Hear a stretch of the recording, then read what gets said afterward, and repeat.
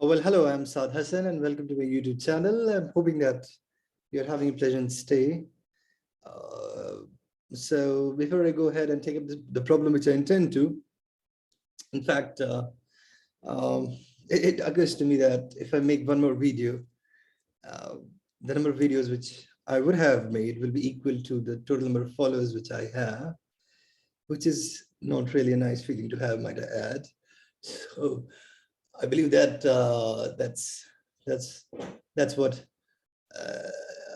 Brouwer's fixed point theorem in topology, as we call it. But anyway, that one fine day, a number of followers will be equal to number of videos that you have made. Though that's not necessarily true, but seems to be true in my case. Never mind. So I have got this problem from Tata Institute of Fundamental Research's entrance examination. So if you want to take up admission into their master's courses, so you have to take an entrance examination. So obviously you will be tested on everything that is in your undergraduate mathematics syllabus. So this is one of the problems that caught my attention. Well, I don't believe that there's that particularly a difficult problem, but yes, a nice one. So I'll take this up. So it says that f is a continuous function such that mod of f of x minus f of y is greater than or equal to log of 1 plus mod of x minus y, and for all x and y belonging to R. Right. So they're asking that is f injective or not surjective, and so on. So well, for injective, if f of x and f of y are equal, we must be able to show that x is equal to y, and that's the only case, right? So, well, say f of x is equal to f of y. Then the only implication or the only conclusion that you should arrive upon from this assumption is that the x must be equal to y. Otherwise, function is not one, right? So say that f of x is equal to fy. So what you get is that when fx is equal to fy, so this quantity is 0. So you get 0 is greater than or equal to log of 1 plus mod of x minus y. Which would mean that 1 plus mod of x minus y would be less than or equal to 1. That's because log 1 is 0, of course. So that would mean that mod of x minus y is less than or equal to 0. Well, mod of x minus y can't be less than 0 if essentially you have two real numbers and their moduli can't be negative. The difference of their moduli can't be negative. So mod of x minus y must be 0. So x must be equal to y. Because if a real number is 0, if the modulus of a real number is 0, so indeed the real number is 0. So f is 1, 1. So at least we are sure about that part, isn't it? Right? How about the next part? That it says that f is surjective or f is not surjective. So which means that f is injective, that's for sure. So how about f is surjective, which means that the range is R. So all I'm saying is that if you try to conceive of functions which will satisfy this equation, if you do, so you'll see that all those functions, they indeed contain all real numbers in their range. So I have a hunch that this function is indeed surjective, or at least if you try to find out counterexamples, you wouldn't get one. I couldn't get one. So in fact, so then the idea was that the function must be indeed surjective, or it could entirely be the case that I have not been able to come up with a sophisticated counterexample which will possibly satisfy this inequality and as well as demolish the myth that the function is surjective.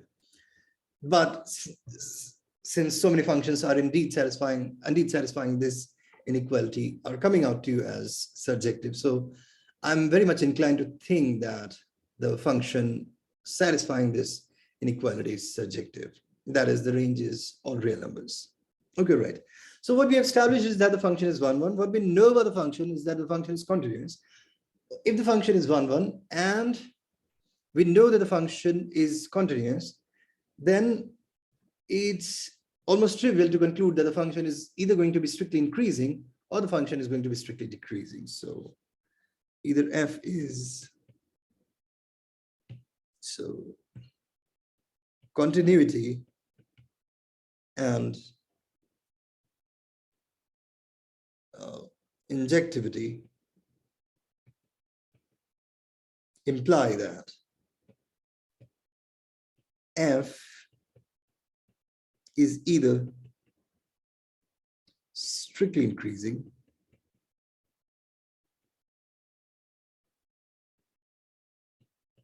or f is strictly decreasing. So I'm just going to assume that f is strictly increasing. You can take the case where f is strictly decreasing. Well, you'll see that you'll still be able to prove the result. So say that f is strictly increasing.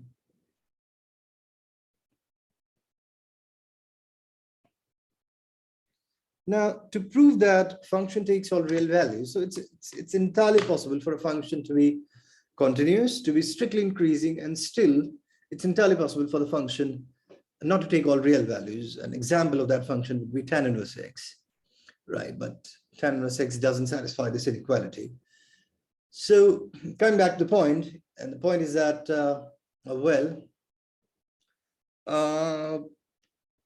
now, if I have to prove that the function is indeed surjective, that it will take all real values, then perhaps what I should do is that one of the ways which I can do it is that if I can prove that f has no upper bound and f has no lower bound, and we know that the function is continuous, and so I believe that we're done. The function will take all real values, right? Okay, so that's the line of attack that we're going to try. That we're going to prove that f has no upper bound or f has no lower bound. So I claim that f has no upper bound. I prove. So what I'm going to do is that, well, say that there is I'm obviously going to argue this by contradiction, that I'm going to assume that there is no, there exists some m which f can't attain. So say there exists some m greater than f of 0, which f can't attain.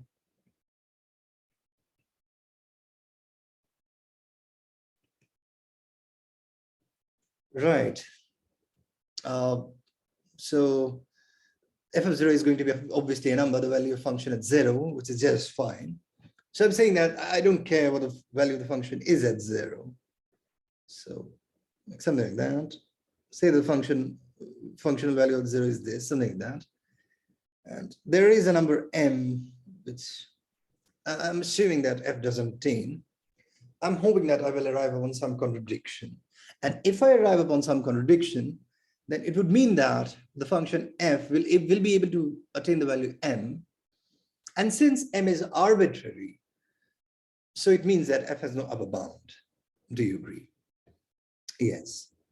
So look at this inequality again. So the inequality which I've satisfied was that f of x minus f of y is greater than or equal to log of 1 plus mod of x minus y.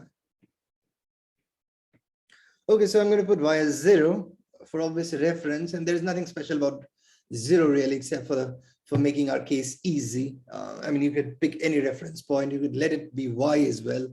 It doesn't matter, to be honest. Just saying. So let it be 0, just as a point of reference. So what you get is that f of x minus f of 0 is greater than or equal to log of 1 plus mod of x.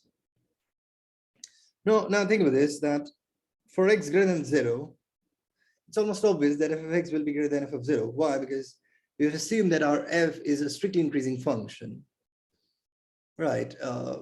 In our case, f is indeed strictly increasing. That's something which cannot be denied. So what you get is, what you get on left-hand side is that mod of f of x minus f of 0 is as good as f of x minus 0, f of 0 rather. And this is log of 1 plus x. Why? Because x is positive, so mod of x is x. Well, this can be done. There is no rocket science. And if you agree, then this inequality is valid for all x positive. For all we know, right? Do you agree? So, well, it should also be valid. It should also be valid for a value of x, which is, can we sort of take x as this? So let's ask ourselves that, is this value of x acceptable? Well, this, first of all, this inequality is valid for all values of x. So what I'm asking myself is that, is this value of x allowed? Why I have chosen this specific value of x is something which I will leave it to you, for you to figure out yourself. It's no rocket science. Well, it's nothing, excuse me, it's nothing but reverse engineering, if you like. But is this value of x allowed? I believe yes, because m is greater than f of 0 by assumption. M is greater than f of 0 by assumption. So, which means that this quantity is positive.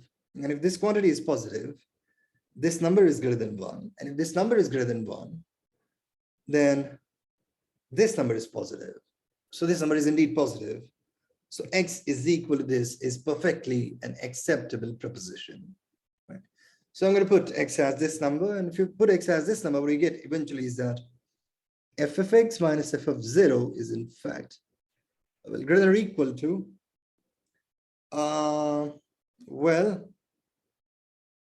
m minus f of 0. I've done nothing but just that.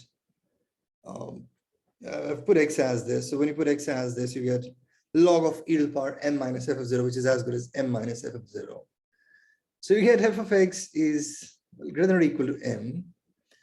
Since f is continuous and f is taking a value greater than or equal to m, so it means that f must attain m. If must attain m. And well, that's a contradiction. So which means that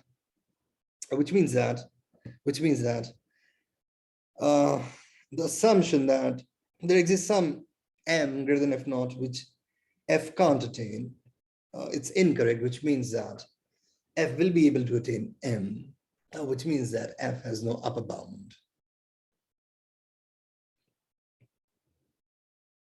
So which means that f has no upper bound. Well, similarly, you can argue that f has no lower bound. For x less than 0, you can argue that f has no lower bound. And we are done. No lower bound. And we're done. So which means that f has no, f is not bounded. Has no bounds. Well, so f was injective and f has no bounds means f will take all real values, which means that f is surjective. So we're done. So f was indeed surjective and injective. So which means that f is bijective. So that's that. All right, so that's all this problem. I'm hoping that you liked it. So this was a cute little problem from TIFR, which is Tata Institutes of Fundamental Research's entrance test for its master's courses. And this was asked in the year 2021. I'm hoping that you liked it. Well, that's all. Bye.